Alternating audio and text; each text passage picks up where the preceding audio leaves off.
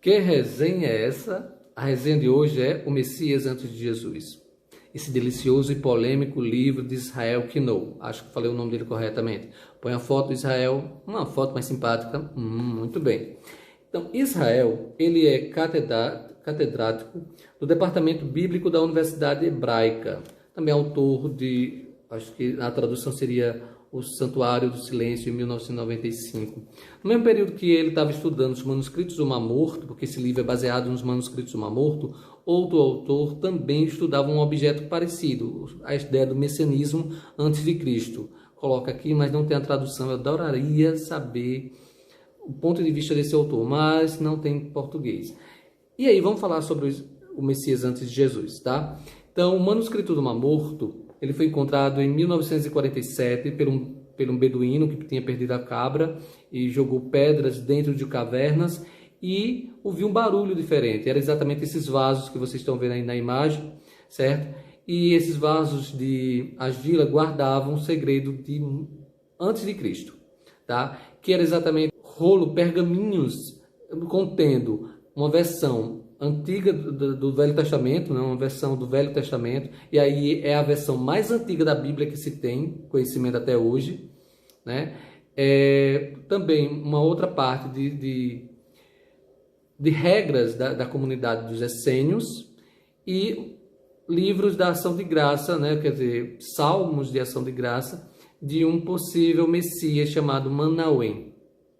Bem, quem são os essênios? Essênios, povos hebreus que viviam separadamente dos outros hebreus, viviam no deserto e também tinham a responsabilidade, muitas vezes, de criar filhos, educar filhos dos outros hebreus que não queria que a educação dos seus filhos fosse contaminada pela cultura greco-romana que estava no Estado de Israel, que na época não era Estado de Israel, né?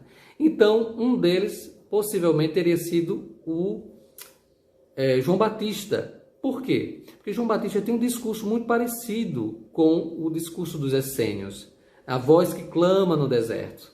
Então, não só o João Batista, o próprio Jesus, porque Jesus também, depois da descoberta do manuscrito do Mar Morto, vai perceber semelhança no discurso de Jesus com frases dos essênios, né? Então, com as boas-aventuranças. Então, assim, muita coisa. Mas esse elo com Jesus, quando conseguiram traduzir todo o manuscrito do Mar Morto, né? Isso quase no ano 2000, vai chegar então a essa conclusão que a revista Galileu colocou. Elo com Jesus está perdido.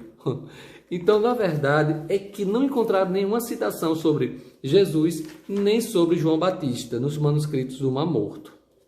Tá? Mas antes de concluir essa tradução, o Israel ele vai avaliar e vai estudar esses salmos de ação de graça desse essênio.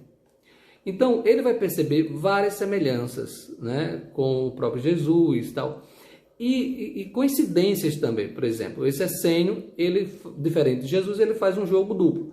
Ele convive com os romanos, tá? Convive com Herodes, né? E tanto é que o Flávio Josefo vai falar disso, né? O Flávio Josefo fala que é um livro sobre Jerusalém, da Karen Armstrong.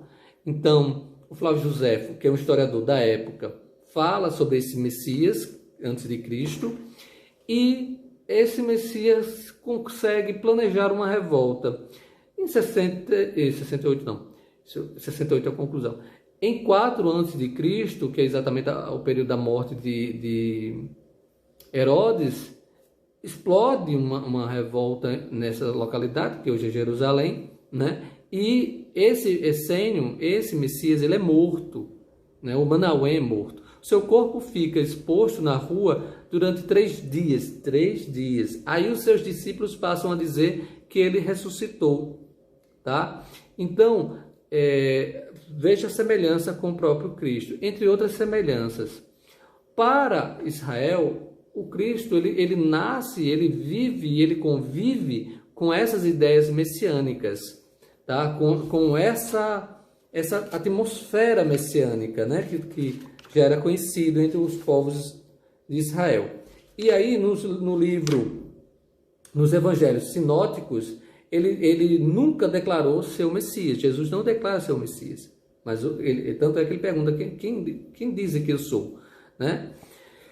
Então, os manuscritos do Mar Morto, a ação de graça, né? Esses salmos de ação de graça, o Manauém tanto vai autoproclamar-se Messias, como também vai se definir como servo sofredor.